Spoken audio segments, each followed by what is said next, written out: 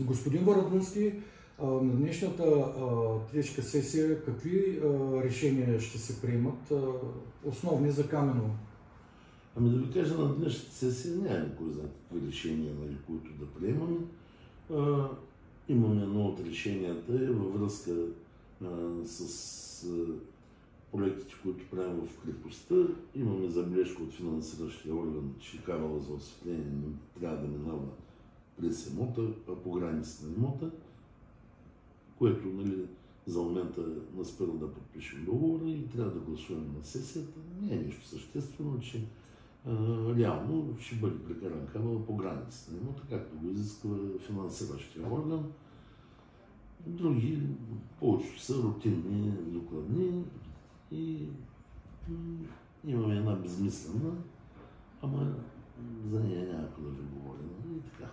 Нека да отворим темата за безмислената. Предполагам, че на господин Иван Кузманов, който се е фиксирал във вас от едно известно време, не знам, аз дори си мисля вече, гледайки неговите материали, че той има нещо лично към вас. Да не би да сте аргинували на времето заедно, да сте му взели някой приятелка, че такава омраза за всичко е виновен Желю Варадунски. Не, той е доста по-възрастен от мен. Аз не че съм млад много, ама той е доста по-възрастен от мен, така че аз забелязвам, че има някаква омраза изпитва към мен, защото то даже такъв тип хора направо значи, да ти мине всякаква амбиция да направиш нещо, защото когато хванем да правим, винаги отклоним по 20 кусура. Никога не виждаме хубавото. Относно реленуването, не се сещам. Да сте му взели приятел. Да сме се пресичали от тая страна. И какво да ви кажа? Значи, в момента е вкарала една докладна, която е абсолютно безмислена докладна, да финансираме направата на подробен устройствен план в цял квартал в село Тръстиково, общината, защото видите ли, администрацията била некомпетентна, некадърна. Това го пише в докладната. И на сесиите стана въпрос, че първо, това е абсолютно популистка докладна, защото той много добре знае, че тя ще бъде отхвърлена. Защото знаете ли колко хора идват при мен и бедни, и за лекарства, и за други помощи, за операции и така нататък. Но ние имаме прието принципно решение на Общинския съвет, защото ако се финансира нещо, такова подпомагане с общински средства, тук ще стане една лавина. Това е същото, аз всяка сесия му вкарвам по 20 такива докладни да бъда добри кмет. Само че не го правя, защото отгоре на това имаме иззетно принципно решение да не се правят такива популистски действия. Тя е върната от главния архитект с някакви изисквания, които те не са ги изпълнили хората. Показани главния архитект, представили се някаква скица без нищо. Тя искала просто да се оформят документите. След което това го обяснихме на господин Кузманов. Той каза, да, явно така взе да разбера за какво става въпрос. Каза, тези ни хора, аз не ги познавам. Аз додаха там, дадаха ми една докладна. Аз го питам, защо изразяваш такова мнение, че е некомпетентна администрация и така нататък. Защо преди да вкараш тази докладна и да занимаваш цял общински съвет с нещо безмислено, не дойде в администрацията, некомпетентната. Все пак компетентно щяхме да ти обясним за какво става въпрос. Не трябва да го разбираш по сесии, цели точки да дебатираме по тези неща, които ви цитирах.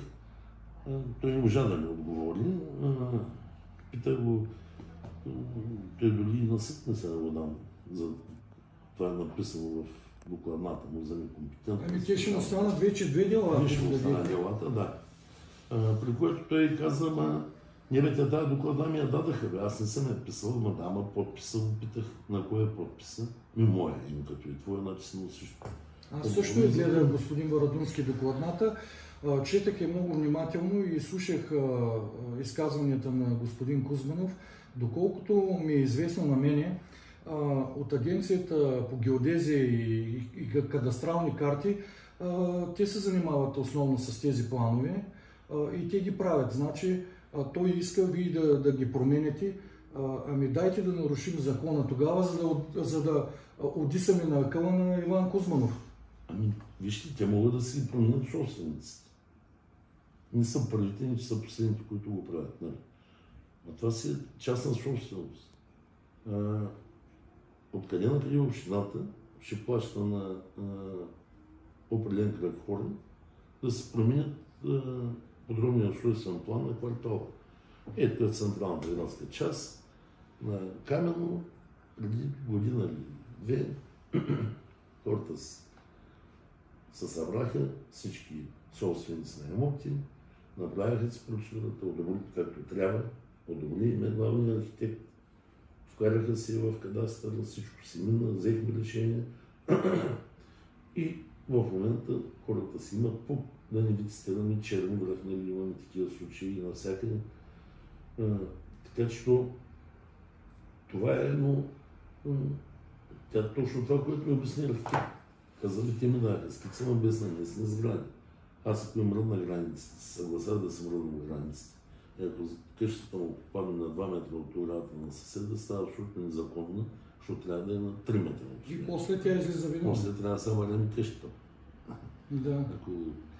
И такива неща просто не са говорили, защото толкова важни неща вършим тук и такива смислени докладни има. И се чуя винаги на акъла на Кузманов. Питам го, добре, защото те са преценили, че аз много нося набой. Какво иска да каже с това нося набой? Някой го е бил. Вероятно... Не знам, чуйте от сесията, от комисиите изказванията, но мисля, че на втората. Ние сме ги слушали много пъти изказванията му и виждаме, че са доста неадекватни. Мислим, че дори е крайно време господин Кузманов да се оттегли от политическия живот и обществения, защото това, което чуваме от него, това са абсолютни безумия. Това не го ли виждат вашите колеги в Общинския съвет? Сега дали ще се оттегли, то това си е негова работа. Явно се занимава с политика, но винаги прави тая грешка. Не виждам защо. Аз наистина вече си мисля, че ма мрази, защото до сега по нито една от публикациите му, които повечето са подвеждащи и в социалните мрежи, и в неговото предаване, там какво предаване имаше, значи, ако бях аз на негово място, преди да правя някакви изявления и нещо друго, да обвинявам някой, по-точно общината, защото винаги всичко е насочено срещу мен, нали, и общината, или през общината срещу мен, винаги съм му казвал, ела тук, ще ти изкараме документи, ще ти по търгове, по ревизии, по това. Той нито веднъж не е стъпвал. Защо трябва да ходим да се изясняваме в съда? Когато съвсем... Значи аз първо никой гражданин не съм върнал, второ уж повечето е общински съветник, готов съм на драго сърце, ако го интересува нещо, ако има някакви съмнения в нещо, да заповяда тук съответните специалисти, ще му дадем процедура ли иска, планове ли иска и така нататък. Да, вие предния път отправихте призив, даже публичен към него, да заповяда в общината, да се запознае с документи, защото той беше спорил пак за, мисля, доколкото ставаше дума за музея в Русо Кастро и за пари за снегопочистването. Вие го извикахте в общината. Той тогава дойде ли да... Не, тогава не дойде. Затова сега, по делото, което води срещу него, аз апелирам, ще апелирам на съда да назначи вещо лице, който да дойде да провери всички обвинения, където той казва, че лъжа нагло, и ако не лъжа нагло, съда да отреди обиждал ли ме или не. Защото за 3 факта казвам, кмета излага нагло.